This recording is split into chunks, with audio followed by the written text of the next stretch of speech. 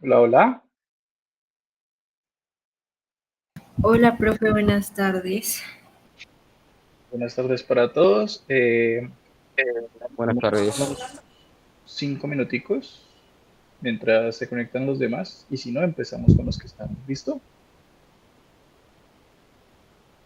Sí, señor.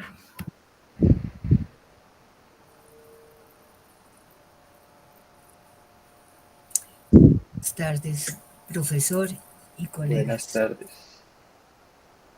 Antes de empezar la clase, yo quisiera saber quiénes ya han entrado a la plataforma de Edube para saber si se han metido, si han curioseado el curso.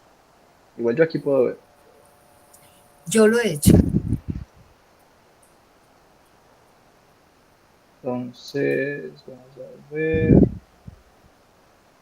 Gabriela, Daniel también.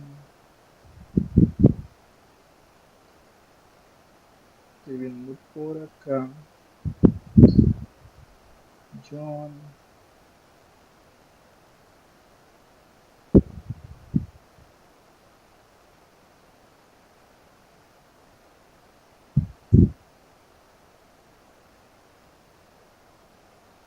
Hey,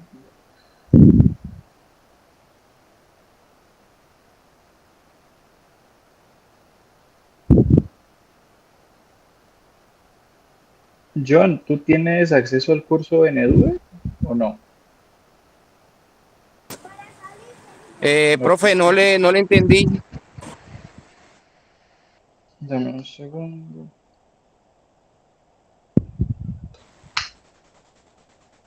Ahora sí. ¿Tú te has Que metido voy al curso de OpenEDG, el de Python, llegando ya a la casa.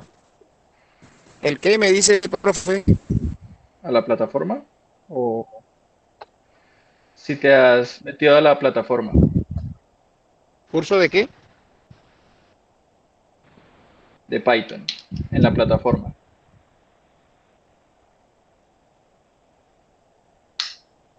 Si no, déjame te mando la invitación.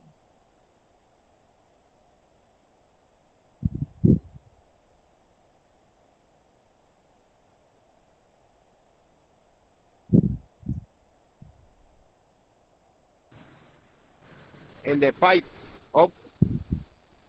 Open Ah, English. sí. De Python. No. Ah, sí, sí, has manejado la plataforma. Aquí está Claudia, aquí están todos. Bueno, somos cuatro, entonces yo creo que podemos empezar. Presentar por acá. Punto cinco. Listo. Dime, Claudia.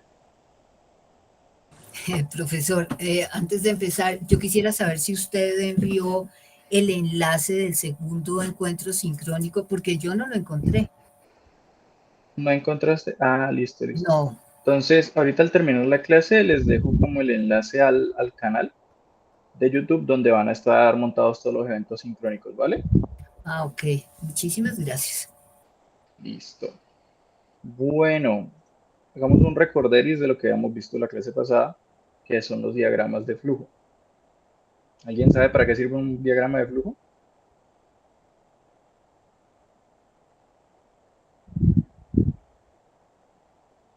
¿Nadie? Para organizar algo como por pasos. Exacto. Claudia. Para determinar exactamente el paso a paso para llegar a un proceso, digamos.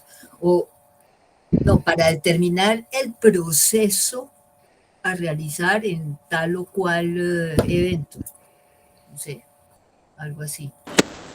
Bien. ¿Cómo, cómo? Bueno, entonces, sí, muy bien, para determinar los pasos que vamos a seguir.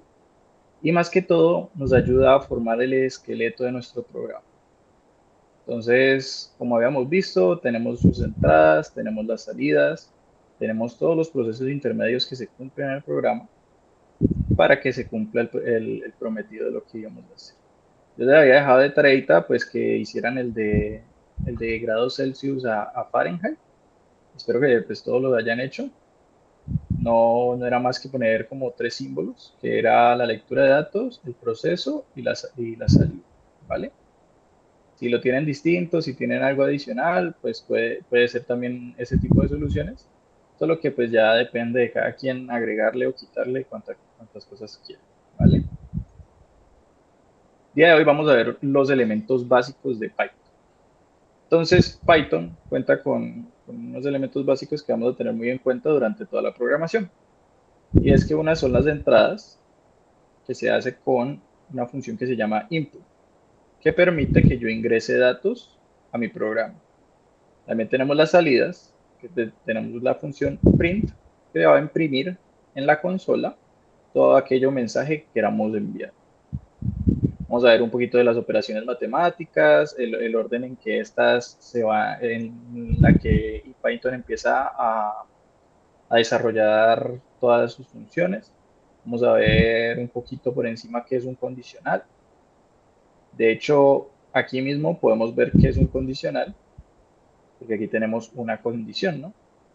Si las faltas son mayores o iguales al número de faltas que tiene permitido el curso, entonces hacemos un camino o hacemos el otro. Y también en Python se usa mucho lo que son los ciclos de repetición. Lo usamos más que todo para ejecutar varias veces un código. Recorremos listas, por ejemplo, una lista de nombres, una lista de mercado, etcétera, etcétera. Bueno, en programación nosotros tenemos algo que se llaman los comentarios.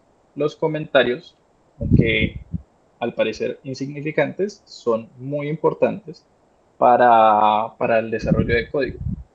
Supongamos que yo quiero hacer un programa, no sé, para sumar 2 números, para multiplicar 2 números, para sacar el clima que va a ser hoy en la ciudad en la que estoy, etcétera, etcétera. Y yo, vamos a presentar la pantalla.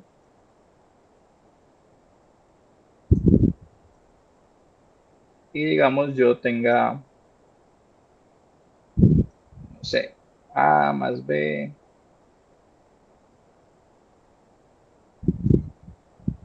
Tengo un poco de código aquí, pues.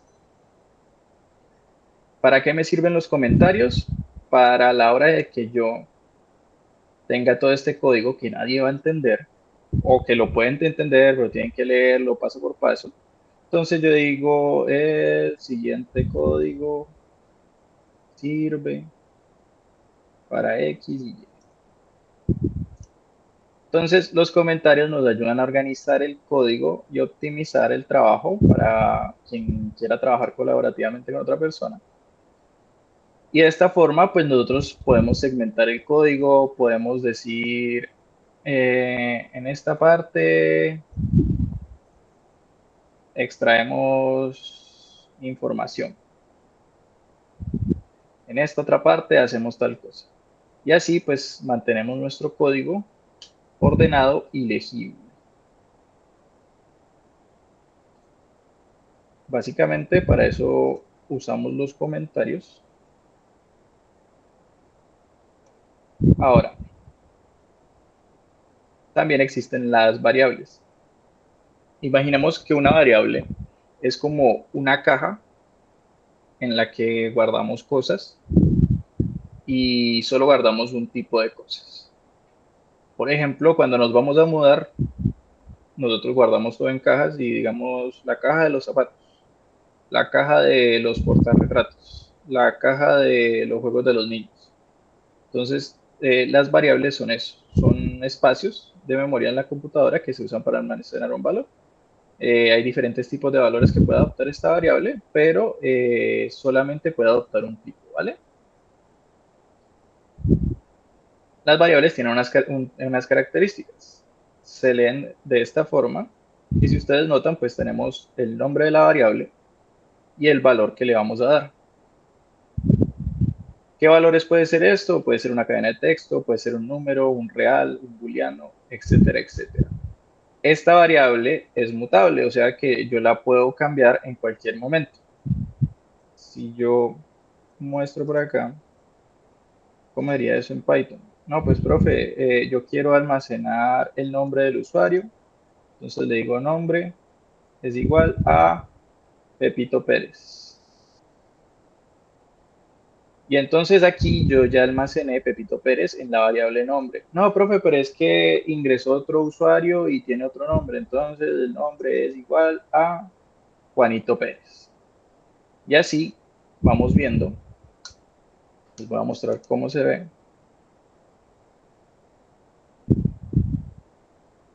Esto de que la variable sea mutable. Entonces, si yo corro este código,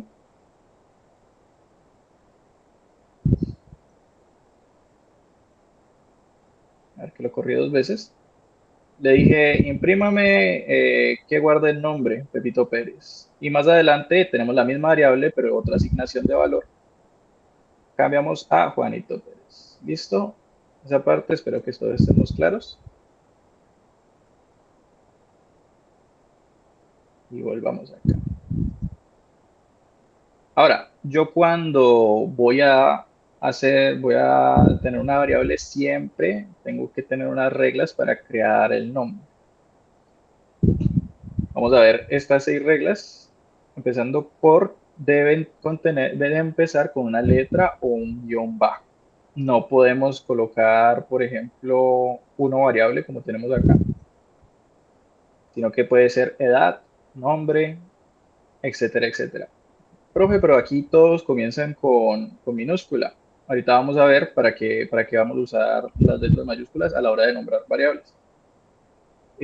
Segunda regla, solo pueden contener letras, números y guiones bajos. Entonces, si yo quisiera ponerle, no sé, un asterisco, una arroba, algo distinto, el Python de una me va a decir que tengo un error en el nombramiento de la variable. En la tercera tenemos que no pueden usar palabras reservadas de Python. ¿Qué son las palabras reservadas? Pues Python por defecto, como ya vimos en el ejemplo sencillito que les mostré, allí yo tengo, por ejemplo, esta, que es print. Esto es una función básica de Python, una función que viene por defecto. Entonces, si yo le pongo print a una variable,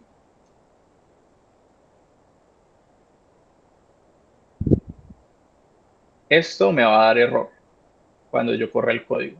¿Por qué? Porque esta palabra ya está siendo usada por otra función. ¿Vale? A ver, volvemos acá. ¿Qué sigue? ¿Qué sigue? Deben ser descriptivas y claras. Yo no le puedo poner a una variable, no sé, nombre de Pepito Pérez. No le puedo poner así. No le puedo poner X, Y, Z. Dependiendo del contexto, puede que sí. Pero la idea es que sean lo más claros y descriptivos y tampoco se vayan a regar poniendo precio, producto, de mercado, de la esquina, por ejemplo, sino que algo sencillito, corto, y en este caso se usa un guión. Ahorita en la última regla vamos a ver para qué sirve ese guión. Por último, Python distingue entre mayúsculas y minúsculas. No es lo mismo que yo ponga edad con minúscula que edad con mayúscula. Son variables distintas. No, como Python es sensible a las mayúsculas y las minúsculas, pues él va a decir, esta es una variable y esta es otra variable distinta. Y ya por último, tenemos 2 convenciones de las no recomendadas, que las usa en todo el mundo. Tenemos el snake case. ¿Qué es el snake case? Parecido a una serpiente porque usa un guión para separar dos palabras. De esta forma, pues, se ve mucho más claro, mucho más legible nuestro código. Y el uppercase se usa para cuando nosotros vamos a nombrar constantes. Una constante es un valor que no va a mutar. Entonces, por ejemplo, aquí tienen la variable pi, que ya es un valor que está estipulado. Entonces, como este valor no va a cambiar, yo no lo voy a cambiar. Entonces lo ponemos en mayúsculas para que se sepa por convención que nadie debe cambiar ese valor. ¿Listo? En Python, pues hay unos datos curiosos a la hora de nosotros asignar valores. Nosotros podemos, como ya habíamos visto, la asignación de una variable le estamos poniendo un valor, pero nosotros podemos poner múltiples variables y poner un valor para cada una que le corresponda respectivamente. O también le podemos asignar un valor a muchas variables de la siguiente forma. Y así pues mantenemos el código también más limpio, más legible, para que sea mucho más ameno trabajar. Hay unas buenas prácticas a la hora de nosotros usar las variables, parecido a las reglas que vimos, que son nombres descriptivos que indiquen qué es lo que va a contener la variable. Si vamos a hablar de frutas, entonces lista guión frutas. Si vamos a hablar de, no sé, tipos de monedas, lista guión monedas. Una variable tiene un propósito y ese propósito va a ser guardar qué tipo de cosas. Respecto al tipo de cosas que vamos a guardar, entonces con ese único propósito se va a casar la variable. Yo no puedo tener nombres, asignarle unos nombres y después usar la variable nombres para apellidos, pues por ejemplo. Lo de los comentarios, lo que le habíamos dicho, mejor si a una variable le ponen un comentario de qué es lo que va a guardar. Y por último, cuando tenemos estas variables, lo mejor es como cuando las vayamos a asignar, mantenerlas en secciones para que sea mucho mejor a la hora de nosotros pues leer el código. Listo, aquí ya llegamos a las palabras reservadas, que son todas aquellas palabras que ya se usan dentro de Python, que ya tienen una función por defecto y que si nosotros las usamos pues nos va a dar conflicto en el programa. Tipo, por aquí tenemos las de decisión, el if, el if, el elif, el else. Tenemos lo que es verdadero, falso. Tenemos también los de repetición, for, while, break. Yo ahorita les voy a pasar esta diapositiva como para que la tengan ahí a la mano, para que no se les olvide que ninguna de estas palabras se puede usar. Bueno, como ya les había dicho, las variables tienen unos tipos de datos. ¿Cómo así que unos tipos de datos? Entonces, como yo les dije, podemos guardar zapatos, podemos guardar portarretratos. Pues aquí una variable puede adoptar 4 tipos de datos. ¿Qué tipos de valores? Las cadenas de texto, lo que son los enteros, los que son flotantes y los booleanos. El booleano tiene la particularidad de que guarda 2 valores, ceros y 1. Ceros para false y 1 para true. ¿Vale? En la programación también tenemos las operaciones aritméticas de sumar, restar. Aquí tenemos como los ejemplos. Y pongan mucho cuidado que tenemos esto que se llama división entera y la división normal. ¿Cuál es la diferencia entre estas dos? Cuando yo haga esta división de 10 dividido 5, en vez de darme el 2 normalito, me va a dar 2.0, un flotante. ¿Por qué? Porque en Python se estipuló que la división entera, para que me dé el 2 solito, tiene que ser de esta forma. El módulo, ¿alguien aquí sabe para qué sirve el módulo? ¿Alguna vez ha escuchado de cómo se usa el módulo en operaciones aritméticas? No, ni idea, profe. No, yo no, profe. Bueno, cuando nosotros hacemos una división de la cajita, el módulo lo que va a agarrar de esa división va a ser el residuo, ¿vale? Entonces, vamos a ver, dejo que esto vaya. Tenemos 10 dividido 5, ¿cierto? Entonces le decimos que por 2 a 10 y 10 me da 0. Él va a agarrar esta partecita. Entonces aquí A va a terminar siendo igual a 0. ¿Vale? El módulo nos sirve para eso, para agarrar el residuo. ¿Y en qué casos vamos a usar eso, profe? Yo no sé. A veces hacemos ejercicios de programación en los que les decimos agarre todos los números pares del 1 al 10. Entonces para eso se usa el módulo. Agarre todos los números y pares del 1 al 100. ¿Vale? ¿Cómo borro eso? Listo. También tenemos operadores relacionales. Estos se usan más que todo cuando aplicamos una decisión. Si ven aquí, tenemos mayor o igual que P.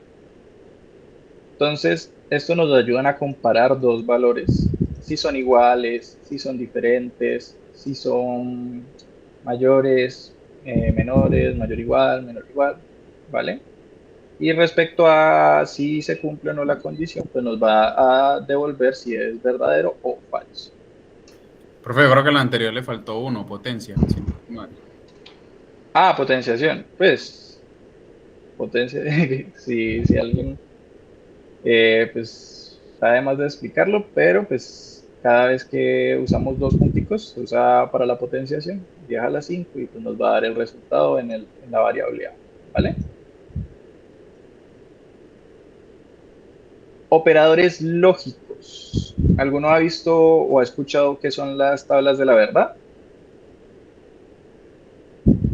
Sí, señor. Señor. Sí, sí. Ya ha visto que si tenemos un conector con I, entonces si una condición es verdadera y la otra es verdadera, entonces es verdadero, pero si una condición es verdadera y la otra es falsa, entonces por lo tanto toda la sentencia es falsa. Entonces esto también se usa en la programación. Eso es estadística, ¿no, profe? Dime. Eso se usa en estadística. Sí, y también en una clase aparte que se llama lógica. Entonces nos sirve como para cuando tenemos, por aquí en el ejemplo, para que sea más claro, tenemos si faltas es mayor o igual que P, que es el valor de faltas del curso, ¿cierto? Y supongamos que al estudiante, si la nota 4, el parcial final, lo pierde muy bajito, la definitiva también se va a quedar en 1,5. Entonces, ¿qué pondríamos aquí? Podríamos poner el OR y podríamos poner, si nota 4 es menor que, no sé, que un 2, por ejemplo. Entonces, para eso nos sirven los operadores lógicos, para concatenar condiciones. Esto hay que aquí flotando. Listo. Ahorita, más tardecito, les comparto una imagen para que vean cuándo nos devuelve verdadero, cuándo nos devuelve falso, para que sea un poquito más gráfico. Ahora, Python tiene una forma en la que él va atendiendo las operaciones, comenzando por los paréntesis, después va a la potenciación, después multiplicación, división de enteros, pasando por suma y resta, y por último los operadores lógicos y los relacionales. Entonces, si tenemos algo entre paréntesis, Python dice, eso lo voy a resolver primero, y si a la izquierda, el código se lee todo de izquierda a derecha, ¿no? Pero él tiene ¿qué? Él tiene un orden para resolver las ecuaciones. Ahora, nosotros también podemos usar sumas y multiplicación para cadenas de texto. ¿En qué sentido? Pues aquí tenemos dos variables, ¿no? Fruta 1 y fruta 2. Cada una tiene un valor. Si yo los sumo, entonces se van a pues, concatenar. Y si yo tengo un valor, en este caso hola, lo multiplico por 3, va a hacer que se concatene 3 olas ahí seguidas, ¿vale? Aquí todo claro. Hay algo que se llama las asignaciones aumentadas. Entonces, en vez de yo poner A es igual a 10 y digo A es igual a 5, entonces A es igual a A más 5. En vez de poner todo eso tan largo, pues podemos poner las asignaciones aumentadas. Más igual, menos igual, por igual, división igual, división de entero igual, etcétera, etcétera, etcétera. Listo. Si se recuerdan de la clase anterior, habíamos hablado de lo que son las salidas. Y en el ejemplo que teníamos, vimos que además de la definitiva nos imprimía un mensaje. Pues en Python tenemos esta función por defecto que nos ayuda a imprimir un mensaje en consola. De hecho, en el ejemplo que les mostré en Visual Studio, ya estaba imprimiendo un mensaje en consola. Entonces, cualquier tipo de dato para mostrar lo vamos a usar con print. Entonces, vamos a ver un ejemplo básico aquí. Con el mismo ejemplo que ya tenemos acá, vamos a limpiar esto. De esta forma, pues nosotros le podemos mostrar al usuario cuál es la información que tengo en el código. En este caso, la variable nombre. Print se usa en mayor medida para imprimir información, para ver qué está sucediendo en el código, todo lo que queremos que sea despachado en la consola, pues lo ponemos como print. Aquí. Y también tenemos unas entradas. ¿Cómo se manejan las entradas? Con la función de input. Entonces, si ven, aquí se usa una variable. Esta variable lo que va a hacer es va a almacenar lo que yo ponga en esa entrada. Y aquí en este programita van a ver que pues imprime lo que tiene esa entrada, algo que ya había hecho pues en el ejemplo que les mostré. Y muy importante a tener en cuenta, y es que input es una función que cuando yo ingreso información, siempre se va a ingresar como una cadena de texto. ¿Cómo así, profe? Entonces, vamos a ir al Visual Studio. Entonces, en vez de Pepito Pérez, yo digo que tenemos un input y le vamos a decir ingrese un valor entre el 1 y 10, ¿cierto? Entonces, pongámosle número y aquí le voy a decir a ese número que le sume un 2.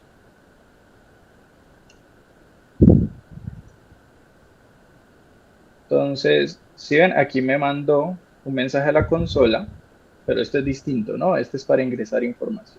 Y yo aquí en la consola le voy a ingresar un 2. Que me dio un error. ¿Por qué? ¿Qué es lo que pasó aquí? Acá, en esta parte, yo lo que tengo es una variable que está guardando una cadena. ¿Y qué es esto? Esto es un entero.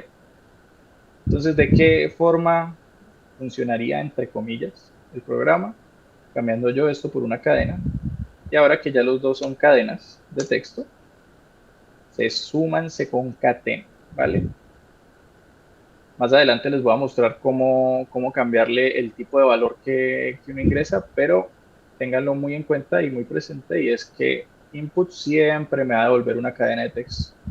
Hay que definirle el tipo de valor que yo quiero que se guarde en la variable para que no haya ese tipo de problemas entre tipos de datos.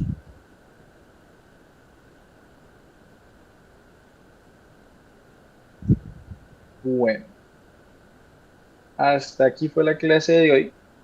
Quiero saber si tienen preguntas, si algo no les quedó claro. Yo igual les voy a compartir la diapositiva para que se le queden estos conceptos. Por el momento no le voy a dejar ningún ejercicio. Quiero es como que se queden con esta información y ya en la próxima pues vamos a ver un poquito más a detalle qué eran los condicionales, qué eran las repeticiones, etcétera, etcétera. Entonces, ¿tienen alguna pregunta? Profe, yo tengo una pregunta. Cuéntamelo todo. A ver, yo, por ejemplo, estos códigos que estamos manejando por Python, ejemplo, yo hago una línea de códigos de ahí para abajo, como usted lo estaba haciendo. Luego, yo, por ejemplo, eso quiero hacer, yo voy a meterle texto, eso quiero hacer una página web, ejemplo, ¿no? Y Ajá. entonces yo quiero meterle mis cuadros, mis imágenes, mis datos, mis videos. Con Python solamente se puede hacer el texto, y los números y la organización que va a llevar el otro lado en mi página web, o también puedo, o solamente puedo hacer solamente textos y, y, y celdas y qué sé yo, porque es que Listo, eso me listo. tiene enredado. Bueno, Python se usa en muchos campos, ¿no? En la automatización, a veces para desarrollo web. Y lo que yo les había dicho era que en Visual Studio Code estos entornos de programación nos permiten aplicar más de una tecnología.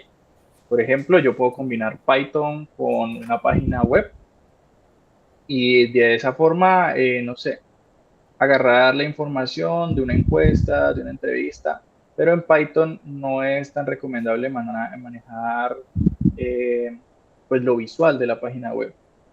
¿Me hago entender? Ok. Porque es que Entonces, yo hice una prueba, hace 2 días hice una prueba. ajá, Yo tengo, bueno, algo creado en Wix, tengo una página creada en Wix. ¿Y qué hice yo? Escribí un código de un video que vi, lo escribí en Visual, lo escribí, perdón. Luego lo copié y me fui a la Wix y me puse en esta parte donde uno puede escribir códigos y lo pegué. y no te Y funcionó. sí, no lo encontré por ningún lado. O sea, seguía la página igual y no me salió por ningún lado. En modo, ¿cómo es que me puse en modo? Es que no me En el acuerdo cómo. inspector, cuando uno va a inspeccionar una En página. modo creador, no, Ah, creador. modo de donde tú escribes códigos. Ajá. Entonces yo dije, Yo sé bueno, a qué pero te refieres. yo digo, esto Eh, se utiliza, o sea, si yo estoy en Visual, esto se utiliza para uno generar por ejemplo, en mi página web yo quiero generar algo diferente, que el marco sea más pequeño, que el texto entre de esta manera, que, bueno, de pronto en los bucles o en los contactos, que la persona escriba, por ejemplo, yo me llamo, escriba el correo y me aparezca a mí en mi base de datos y tal. Eso se puede hacer, o sea, yo copiar el código de allá y pegarlo acá y me puede modificar la página de Wix. Listo. No, no sé a ciencia cierta Wix qué lenguaje maneje, pero JavaScript. exacto. Entonces, si Creo que maneja fue por eso, JavaScript, porque yo estaba mirando eso, sí, creo que es Java. si maneja JavaScript, el problema de pronto con Wix es la implementación de pronto de un código de Python en ese sentido. ¿Por qué? Porque Wix ya tiene un entorno en el cual se desarrolla. Ya lo entiendo. Si yo quisiera de pronto hacer un proyecto personal, entonces yo puedo usar JavaScript, puedo usar HTML y CSS y adicionalmente añadirle Python a una página web creada desde cero por mi propia mano. Pero en Wix hay unas condiciones, hay unas dependencias en las cuales pues uno no tiene cierta libertad a la hora de uno crear la página. Entonces, muy importante recordar que los lenguajes de programación, a pesar de que podemos juntar dos tipos de lenguajes, juntar entre muchas comillas, pues yo hacer mi propio archivo de Python y mi propio archivo de JavaScript, pero con Python yo puedo abstraer cosas de la página, información, puedo automatizar procesos, etcétera, etcétera, etcétera. Entonces, a tener muy en cuenta, en Wix no se puede hacer como esas integraciones, pero cuando tú haces tu propia página web, cuando la haces desde cero, sí Sí. podemos integrarle Python. No es para manejar de pronto en el sentido de yo colgar una imagen o yo colgar, yo poner mis datos. Para eso mejor quedarse en JavaScript, CSS y HTML para Oh, mostrar ese tipo de información. Pero sí, para la parte de automatización es muy bueno usar Python, ¿vale? o sea que Python es solamente para automatización. No Oh, ok. solamente, ¿no? Hay muchos usos. Por ejemplo, no sé, hacer una calculadora, hacer cualquier tipo Análisis, de programa, análisis, análisis de analizar. datos. Más que todo sí destaca mucho en análisis Ok, de ok. datos. O sea, que si yo quiero ser un buen programador, me toca estudiar HTML, Python, JavaScript, Java y CSS, ¿qué es eso? O sea, Eso, me toca estudiar CSS. los cinco. Sí, pues no para llegar a ser un buen programador, pero sí para tener bastantes habilidades a la hora Bases, de definir bases, para tener bases. Es que eso es lo que se eh, necesita, las bases, porque las bases. yo me puedo meter en estos momentos en WordPress y puedo editar, de WordPress sí puedo editar, porque me deja pagando los permisos, sí me deja editarlo.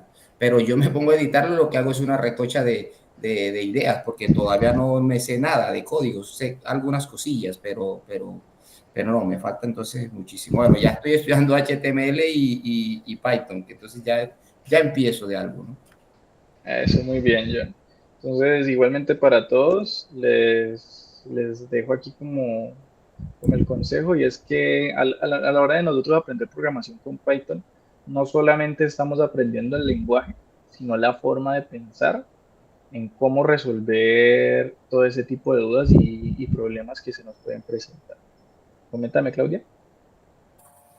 Pues, profe, ahora sí quedo yo como en el limbo, porque lo primero que le comenté cuando empezamos la semana pasada era que yo quería hacer un juego, ¿sí? Y que Ya había vamos para allá. visto, y ahora, mejor dicho, no entendí nada. Estoy en blanco. Le respondí a John, ahora te voy a responder a ti. Python también nos sirve para usar, para crear juegos.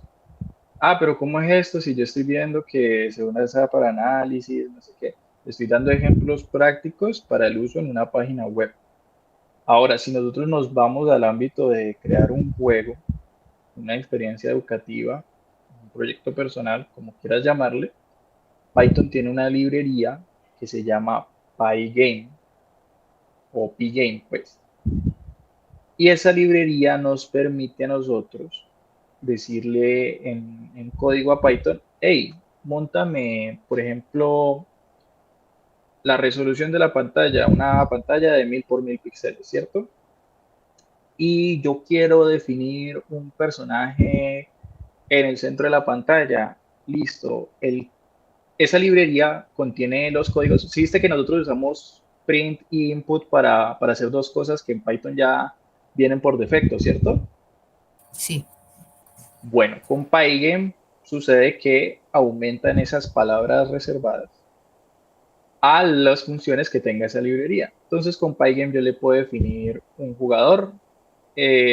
¿Cómo quiero que se mueva? Agrégale una velocidad horizontal y una velocidad vertical y que se usen las teclas WASD para moverlo. Defíneme también un enemigo que cuando choque con mi jugador, entonces el jugador pierde, ¿vale? Eso es un ejemplo basiquito para lo que se usa Pygame. De hecho, por aquí, déjame yo te busco.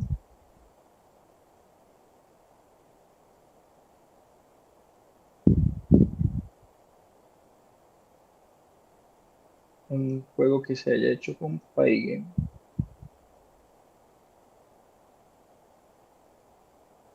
Entonces, ¿estás viendo?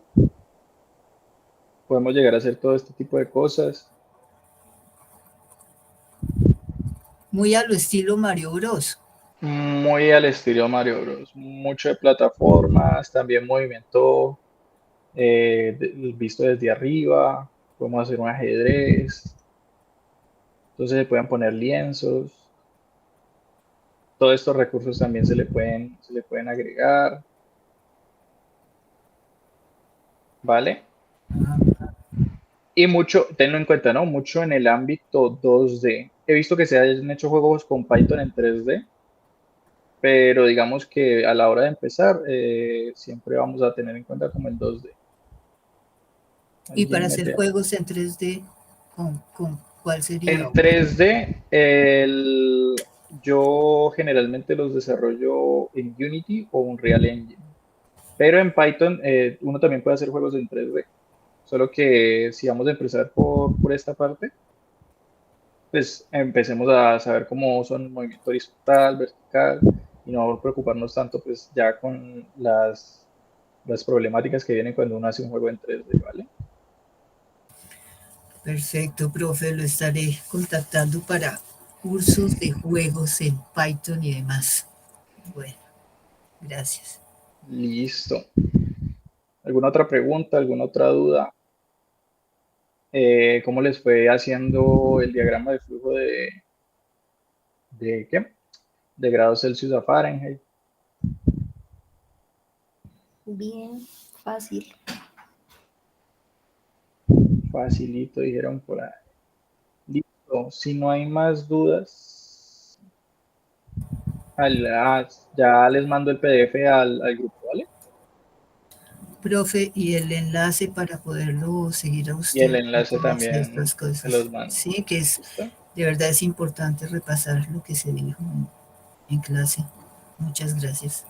Bueno, no se vayan a salir todavía, esperen, les tomo la asistencia. Carlos, Claudia.